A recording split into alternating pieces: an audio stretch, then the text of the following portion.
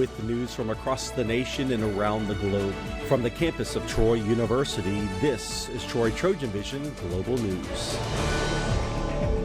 Hello and welcome to Troy TrojanVision Global News, where we will give you a look at what's happening across the nation and around the world. I'm Mackenzie Foster, and here's what's making the news on Wednesday, November 20th. The murder trial against Jose Ibarra in the death of Laken Riley is over, and the judge found Ibarra guilty. It's a case which has garnered national attention since Riley's death earlier this year. Let's go to Ivan Rodriguez, who has the latest on the judge's decision. Laken's life was not the only life taken on that day that Jose Ibarra attacked her. The life of her family and friends was taken too. None of us will ever be the same. Family, friends of Laken Riley facing the man convicted of her murder in court to honor her life while detailing the immense loss caused by Jose Ibarra. Laken had a beautiful and bright future. She was smart, hardworking, kind, thoughtful, and most importantly, she was a child of God. With Ibarra watching, Laken's stepfather reading a final entry from Laken's journal, expressing her hopes for the future that will never come. To my future husband, I want you to know that I'm thinking about you. I'm working every day to become the best wife I can be. Laken's sister describing her as a best friend and role model, saying she'll miss her infectious laugh, while also describing how this crime robbed her of her sense of safety. Jose Antonio Ibarra has completely and utterly ruined my life, and I can only hope and pray that he receives a sentence that ruins his. Thank you. In Athens, Georgia, I'm Ivan Rodriguez.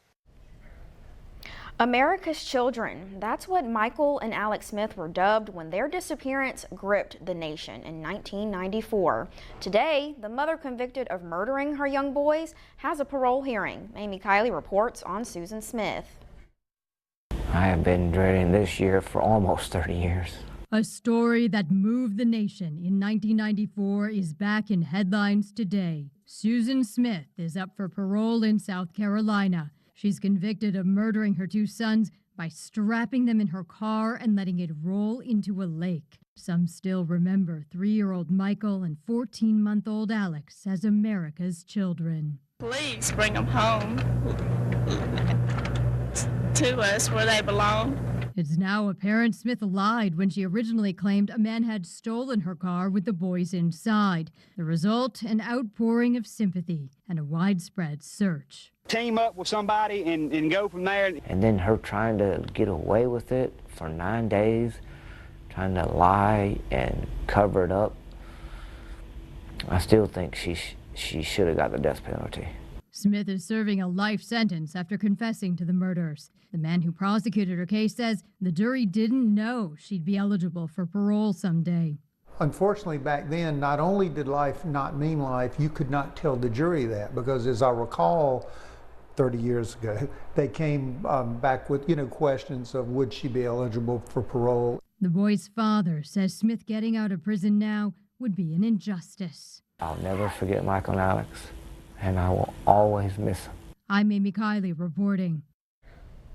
Now, people gathered Tuesday night to remember the victims of the Club Q shooting in Colorado Springs. It was the 2-year anniversary of the shooting that took the lives of 5 people at the LGBTQ+ nightclub. Paige Reynolds has more. It was cold that night. It's cold tonight. November 19th is always going to be cold, but there's warmth in our hearts. Ed Sanders, a survivor of the Club Q tragedy, explains what tonight means. They were a light to us, and as our friends, they were killed in front of our faces, basically, and we don't want people to forget this. Several dozen people connecting through embraces, tears, and fond memories, paying tribute to the 5 people killed that night. Braving the cold, it means a lot to a survivor of this tragedy and the family. It means a lot that all these people came out tonight to remember. For many, a night they'll never forget. It was surreal, pretty much. Kelly Loving pretty much was next to me and died. Person to the left of me survived. I was in the middle, and broken rib saved the bullet from hitting my heart. And that's probably why I'm here talking right now. And while his physical wounds have healed, Sanders says the past 2 years have not been easy. Well, it's been a rough road, and the community has been divided, but coming together, it's for these 5 murdered people is the reason. Still to come on Trojan Vision Global News, the war in Ukraine is still going and world leaders have something to say. That story is on its way. With news from across the nation and around the world, Trojan Vision Global News will return after these messages.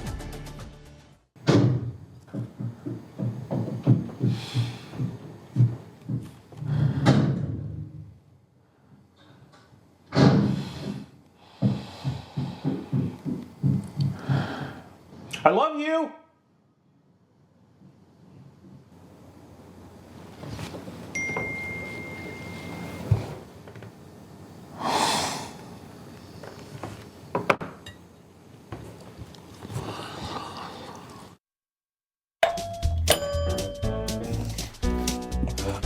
What a disaster.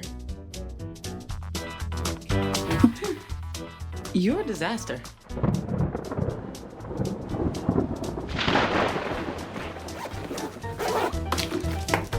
This is a disaster. You can't be ready for every little disaster, but you can prepare for a big one. Make an emergency plan today. 1 in 5 people in the U.S. have an STD, and many people have no symptoms. Do you know your status? Alabama residents and students attending Alabama colleges and universities can request a free at-home test for chlamydia, gonorrhea, HIV, and syphilis to be mailed right to your door. Go to adph.mybinks, that's binxhealth.com. Again, it's mybinkshealth.com. The kit is free and confidential.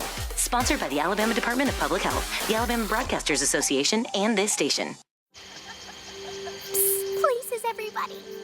Light check. 1, 2, 1, 2. Everything looks good on our end. And lights. Come alive with the forest. Visit discovertheforest.org to find a forest near you. I've come up with the family emergency plan. What is it? It's difficult to talk about, so I'm not telling you. I'm so glad I won't have to remember anything. Me too. Visit ready.gov/kids for tips and information. We now return to more Trojan Vision Global News. We're back with international news. On Tuesday, a clear message to the West from Russian leader Vladimir Putin on the 1,000th day of his brutal war in Ukraine. Now, Putin lowered the threshold for Russia to use its nuclear arsenal, updating Russia's nuclear doctrine to label non-nuclear countries such as Ukraine as an aggressive threat to Russia if they use conventional weapons supplied by nuclear-armed nations such as the United States.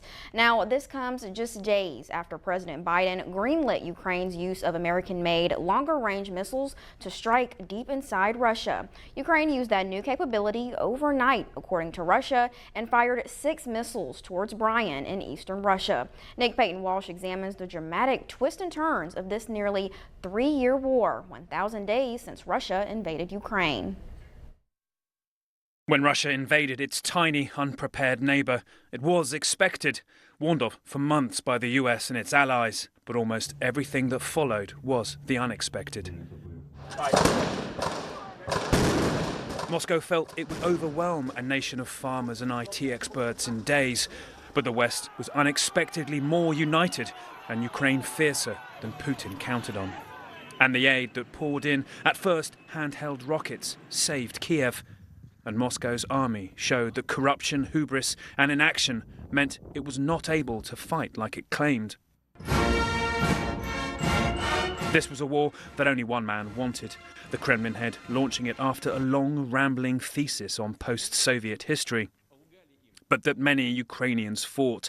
The port of Mariupol, in theory, an easy win for the world's third largest army, but where Russia endured its first heavy fight. And then the most unexpected began to unfold. Moscow's army, ill-equipped, low in morale and not adapting, crumbled. Routed from around Kharkiv and then Kherson. Western help beginning to turn Kiev's huge morale into practical success. And Putin's regular saber rattling, the reminder Russia was a nuclear power that might one day snap, was slowly muted. And his war became one of slow grind and horrific losses. Bakhmut, the first city to gain a fame it did not want, ground to dust through thousands of deaths. The Putin confidant who led that fight, remarkably so infuriated, he turned on the top brass in a failed and bungled rebellion. Yet it was soon Ukraine's turn to see unexpected failure. Its heavily financed and planned counter-offensive in the summer basically going nowhere. Ukraine outgunned against an enemy dug in and ready. And then Western unity began to crack. Republican Congress stymieing the flow of aid for 6 months. Leaving Ukraine to do the unlikely yet again, changing the nature of warfare itself, harnessing tiny disposable drones to swarm the Russians as they were out of artillery. A move that was mimicked fast by Moscow, who made their own, and began again this year's slow grind across the Eastern Front. Months of advances that Western officials said cost them up to 1,200 dead and injured a day. Ukraine had one last surprise, catching Putin's army unprepared and invading Russia itself in August, surging into Kursk, something last done by the Germans under Hitler. Ukraine is still there, and now, 1,000 days in, Russia's superpower reputation is still crumbling, but so is Western unity, as the likely overhaul of a Trump presidency nears. We're staying with Ukraine. The U.S. Embassy is closed for the day after receiving information of a potential air attack. The embassy has told employees to shelter in place and U.S. citizens elsewhere in the capital to be ready if an air alert is announced. Meanwhile, U.S. officials say the Biden administration is sending anti-personnel mines to Kyiv to deploy for defensive purposes only in eastern Ukraine. CNN's Nick Payton-Walsh is back with the latest. The American embassy is taking the exceptional measures, not one we've seen since the start of the war, the invasion in February 2022, as far as we can recall, of closing their facility entirely for, the day it seems, possibly longer now. That is, they say, as a result of concerns about an air assault. Look, tell ordinary residents of the capital here about that. They had 2.5-hour air raid siren this morning, another 45-minute one early in the early hours of the morning too. So very used to incoming attacks. It's a nightly thing here, but it is highly abnormal for essentially American diplomats to be told to shelter away and stay away from their place of work. The significance, well, of course, we are looking to see what escalation Russia might try and bring to this 1,000-day-long war after US missiles have been fired into Russia itself. That was in the last 24 hours. Since then, Ukraine has said it's hit more targets inside of Russia. The severe battalion, Russian military battalions, facilities inside Ukrainian Defense Intelligence said they hit overnight. So that onslaught is continuing, and I think the question is exactly what the nature of a Russian response would be. The sort of saber rattling the Russian President Vladimir Putin has been accused of, it's hard to quite define exactly how strident the change in their nuclear doctrine really is, but ultimately it is the Kremlin head using the word nuclear again and trying to remind the West that this is a nuclear power that is struggling conventionally on the battlefield here and has done for a while, seeing an ascendance on the Eastern Front on multiple locations, but I think also struggling now to find a way to meaningfully respond to this extraordinary permission by the Biden administration to use these ATACMS longer-range missiles inside of Russia. It's aimed at obviously trying to give Ukraine a bit of an upper hand on the battlefield, a battlefield where they have been losing over the past months in multiple different directions, and possibly complicate the life of President-elect Donald Trump when he comes to power in January. But behind me here it's quiet, but I think it's fair to say that the fact that the Americans are warning quite so specifically about the hours ahead and an air assault has left many people, I think, anxious. Their information has been pretty good, frankly, for much of this entire war, and so I think there are worries here that it may be Western targets potentially at the end of any renewed or intensified air assault here against the capital. Coming up on Trojan Vision Global News, a snowstorm is taking the lives of many. Stay tuned. We'll be right back. With news from across the nation and around the world, Troy Trojan Vision Global News will return after these messages. Hi, I'm Smokey Bear, and I made an assistant to help you out, because only you can prevent wildfires. Hey, Assistant Smokey Bear, call me Papa Bear, because I'm grilling up dinner. Do you get it? Yes, good job. So, what should I do with all these coals? Don't just toss them out. Put them in a metal container because those embers can start a wildfire. I understand. The stakes are high. Ha, ha, ha, ha. See, Smokey thinks I'm funny. We now return to more Troy Trojan Vision Global News.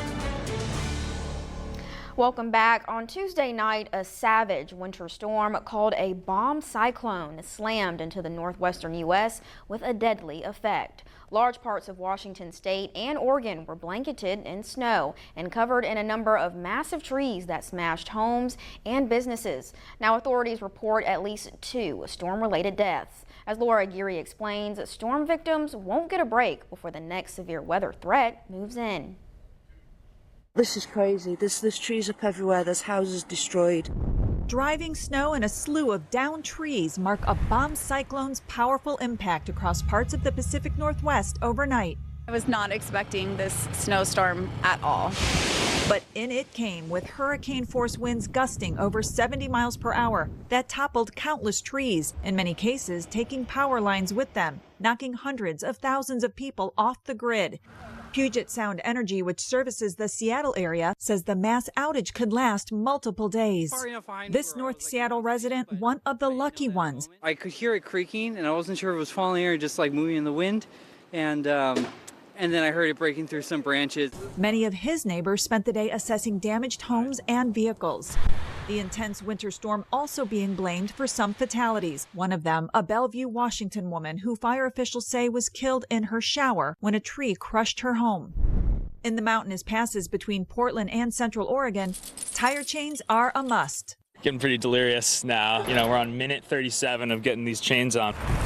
The wicked weather isn't over. Forecasters say the bomb cyclone essentially tapped an atmospheric river, which is expected to dump torrential rain over the region through tomorrow, with forecasters predicting Northern California could reach a rare level 4 of 4 flood risk over the next 24 hours. I'm Laura Aguirre reporting.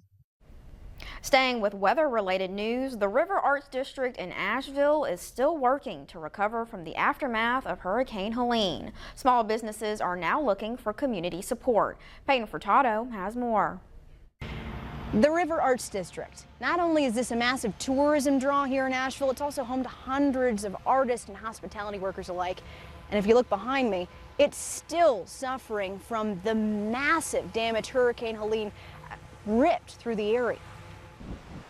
I was just watching the art and the paint supplies and wine and beer and shipping containers that were businesses come down the river. In a flash, floodwaters swept away entire livelihoods. Anyway, that's all gone. It's all gone. Yeah, it's all gone. Nearly 2 months later, Asheville businesses are rebuilding.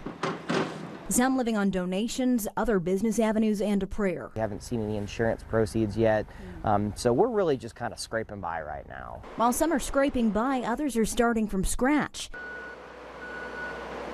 This used to be the Asheville Tea Company. You'd walk in and on any given day, it was like smelling like lavender or cloves or like chai.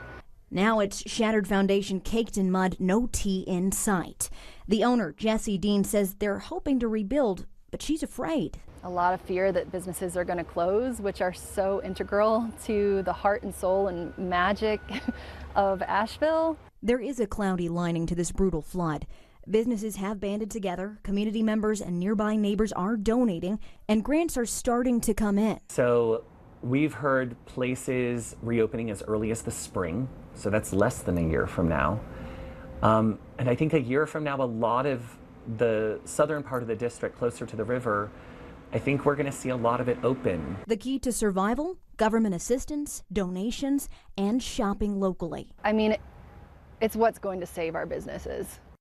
So even though the River Arts District doesn't look like this anymore, there are still a lot of businesses thriving, working in normal business hours. You can come out and support any of these businesses. We'll have more information on how you can do that on WYFF4.com. In Asheville, I'm Peyton Furtado, WYFF News 4. We're turning to top stories from the higher education scene, and this year's free application for federal student aid, or FAFSA, is now open to all students. But after last year's messy rollout of a new streamlined process, parents and students may be a little wary. Karen Kafa's in Washington with a look at what parents and students should know. Last year's rollout of a simplified free application for federal student aid, or FAFSA, did not go according to plan. The net effect was a frustration with the process, people abandoning the FAFSA altogether because they didn't think it was worth their time or they didn't think it would ever work. And in some cases, glitches and delays impacted students' options as they waited for financial aid offers. Before last year, the FAFSA form traditionally opened to all students on October 1st. But the Department of Education made a phased release of the FAFSA for this year amid continued beta testing. Now the form is open to all, and students are advised to start sooner rather than later. Jill Dijon, senior policy analyst at the National Association of Student Financial Aid Administrators, says filing deadlines will vary among schools and scholarships. Know what your deadlines are and make sure you're meeting them, but they will be different for every student depending on where they're applying to school and where they're from. To get things going, students need an FSA ID, an account username and password for the FAFSA site, and applicants and their families should gather any tax, banking, and investment documents. Student aid experts hope the process will be more efficient and less frustrating this year. What we're hoping to see this year is that full realization of what the FAFSA Simplification Act intended to do, which was to make this application shorter and easier to complete. In Washington, I'm Karen Kafa. Side by side in Charlottesville, Virginia, a Republican governor and a Democratic governor spoke to college students and others on Tuesday. Now, the meeting at the University of Virginia wasn't to debate, but to show how to disagree better. The two may belong to opposite parties, but as Kate Newt-Terrelin shows us, they are good friends. We're waiting for our politicians in D.C. for presidents to try to fix this. That's not going to happen. It's always been us. Spencer Cox is the Republican governor of Utah. Phil Murphy is the Democratic governor of New Jersey. The two men disagree on a lot of things. What they do agree on is that we need to disagree more. When I went to college, we would stay up, I'm a nerd, but we would stay up till 3 in the morning debating the topics of the day and passionately, and then we'd go get dinner together. We were friends. That has drastically changed. That's why Cox and Murphy sat side by side in front of rows of students at UVA, asking them to change things back. Murphy says it starts with logging off social media apps. I sound like an old fogey when I say this, but put it down, man. Murphy also says politicians like him are to blame. We ourselves play that game. We say things up on a stage to get people riled up that are probably at least packaged in a way that is more excessive or more extreme. Republicans and Democrats may think they're worlds apart, but Cox says people are closer than we think. In order to bridge that gap, Cox says just look to your neighbors. I'm sorry, UVA grads. I don't need you to go out and change the world. I really don't. I really don't. I do need you to change your neighborhoods. The two governors closed the conversation with one request: to do it again. I just would plead, can we have more of this? Can we get more room? Have it out a little bit, realize we all love our country. It's time for our last break, but when we return, while most people get distracted by other drivers, one woman got distracted by a mattress. We'll be right back. With news from across the nation and around the world, Troy TrojanVision Global News will return after these messages.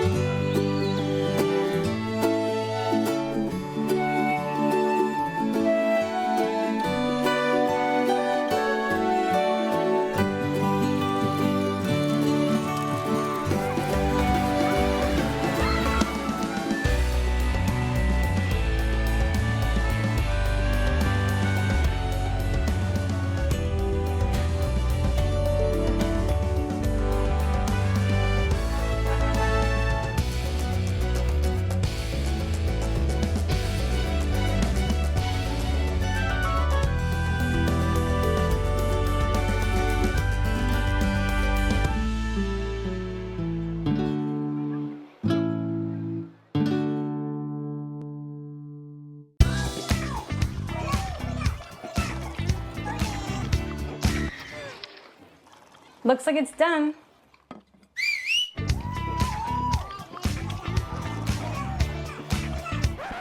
Don't let salmonella get funky with your chicken. On average, 1 in 6 Americans will get a foodborne illness this year. You can't see these microbes, but they might be there. So learn the right temperature to cook each type of meat. Keep your family safe at foodsafety.gov. We now return to more TrojanVision Global News. Welcome back. Now, you never know what you will see when driving, but a Texas woman got quite the shock last week when she saw a mattress fly off another vehicle towards her. As Phil Sterling reports, luckily it missed her car and her dash camera caught the whole thing on video. In this video, you can see a mattress taking flight Wednesday night as the driver makes a left turn to get into the fast lane. Tina Callahan still remembers the close call. As they pulled into the left lane, I saw the mattress wobble, and then all of a sudden it just took off. It happened on the I-10 going toward downtown, right after the Vance Jackson exit and before West Avenue. I'm very thankful it flew past me. I was thinking to myself, this is definitely going to hit my car, and I kind of actually ducked a little bit in my seat. She says the mattress disappeared behind her, and the driver, who lost the load, kept going for a half a mile longer before she lost sight. Doug Shoup, the spokesperson for AAA Texas, says the AAA Foundation for Traffic Safety put out a national study on just this topic in 2016, spanning over 4 years. There were about 200,000 crashes as a result of road debris, and in those crashes, 39,000 people were seriously injured and about 500 were killed. Debris flying off vehicles isn't only dangerous, it's also illegal. And according to Texas law, anybody caught with an insecure load could face a fine ranging from $25 to $500. And if that debris seriously injures somebody, they could see jail time. It's crazy to me that they wouldn't secure it even just to keep their own stuff because it's the stuff they own. You know, either tie your items directly to the vehicle itself, make sure that it's not loose and able to come undone,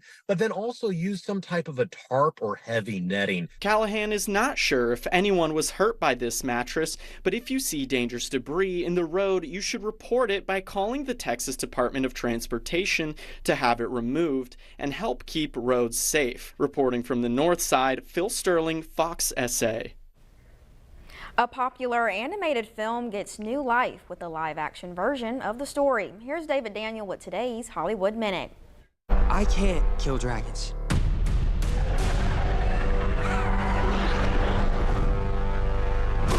But you will. Here's your first look at the live-action reimagining of the beloved animated adventure How to Train Your Dragon. The new version, filmed for IMAX, is due in theaters June 13th. They knew there was a problem, and instead they released data that suggested that there was no problem whatsoever. Lead and Copper looks at how a lack of government oversight and cost-cutting measures led to the water crisis in Flint, Michigan. Thousands of people were diagnosed with lead poisoning in one of the worst public health disasters in U.S. history.